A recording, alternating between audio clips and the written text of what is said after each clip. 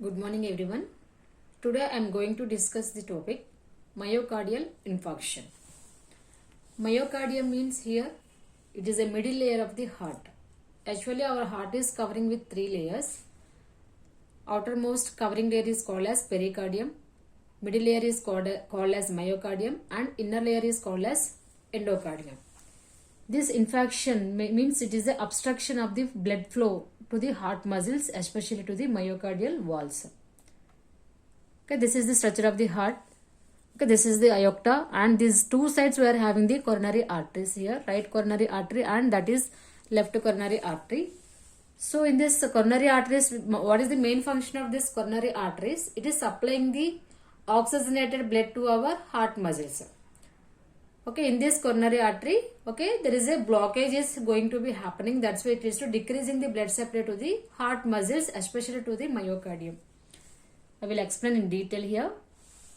Okay, this is the structure of the heart here. These all are blue color structure is, okay, it is a, okay, coronary arteries, two sides we are having, and that side, okay, the first one is the,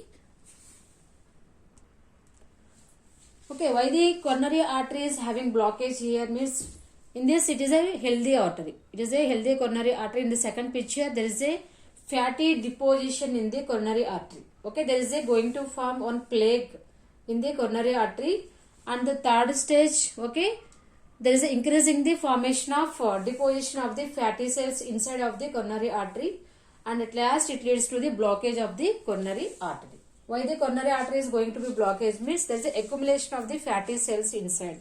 There is a deposition of the fatty cells on the coronary artery, leads to blockage of the coronary artery, leads to decreasing the blood supply to the our heart muscles, especially to the myocardium. That's why it is a myocardial infarction.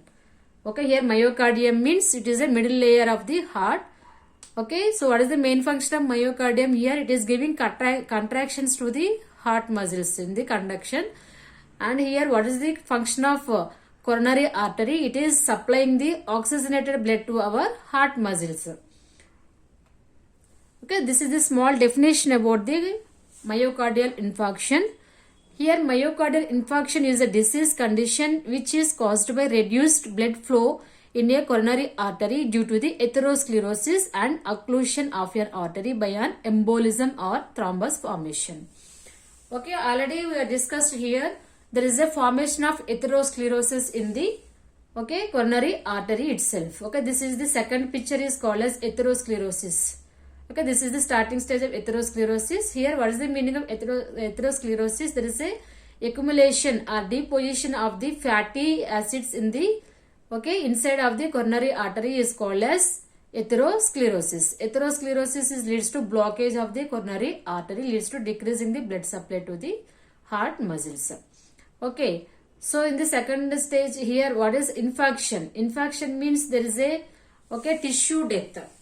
Okay, why tissues or cells are going to be death in the heart muscles, especially the coronary artery cannot pump sufficient blood to the heart muscles. Why? Because it is having some blockage inside. That is the reason there is a decrease in the blood flow in the coronary artery due to atherosclerosis formation in the artery, leads to thrombus formation.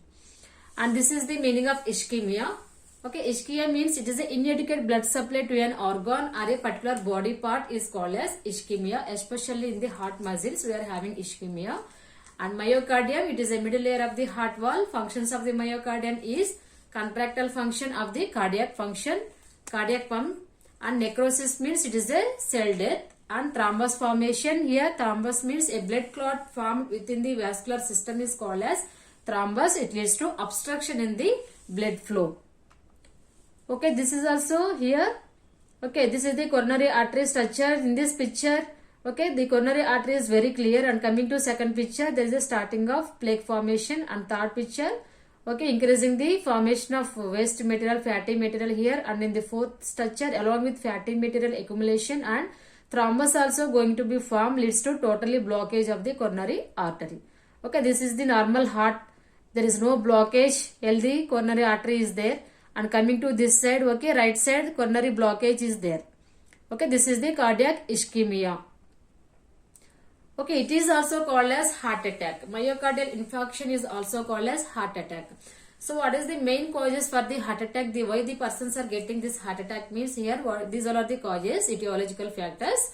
Stress, due to stress also it is going to happen, and obesity persons, overweight and sedentary lifestyles. Okay, and next one is the hypertension. Okay, and diabetes mellitus persons, and excessive using of tobacco and smoking habit, and hyperlipidemia, age factor and gender. Comparing to females, males are getting this myocardial infarction, and family history.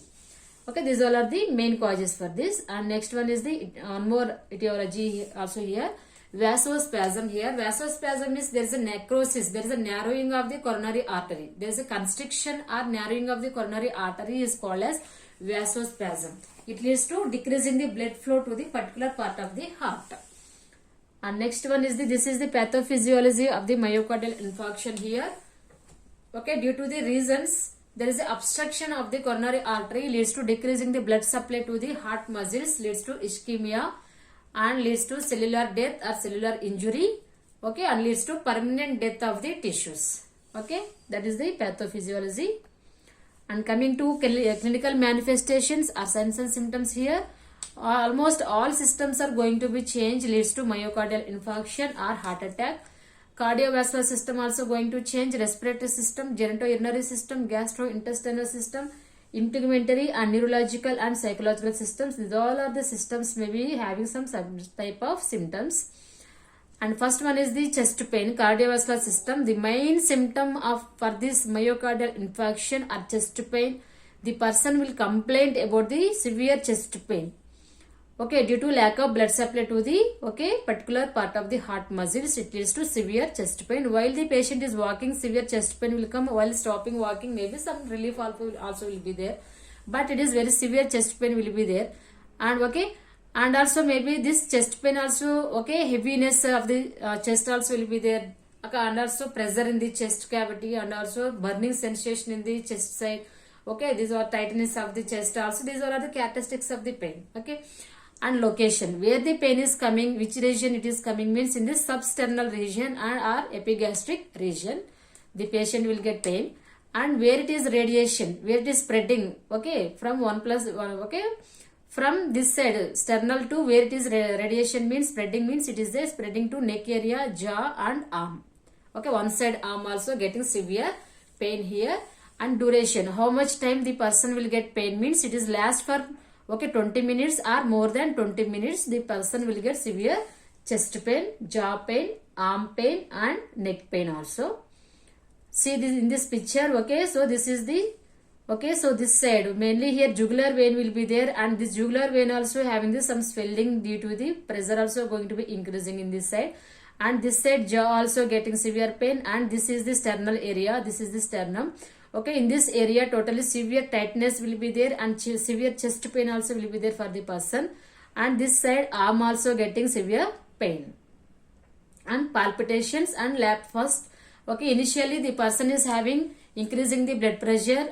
Pulse rate also going to be increasing, elevated, and after that slowly there is a decreasing the blood pressure and the cardiac output. And respiratory problems, shortness of breath, dyspnea, crackle sounds and pulmonary edema also will be there. And genitourinary system, there is a decreasing the glomerular filtration rate, leads to decreasing the urine output.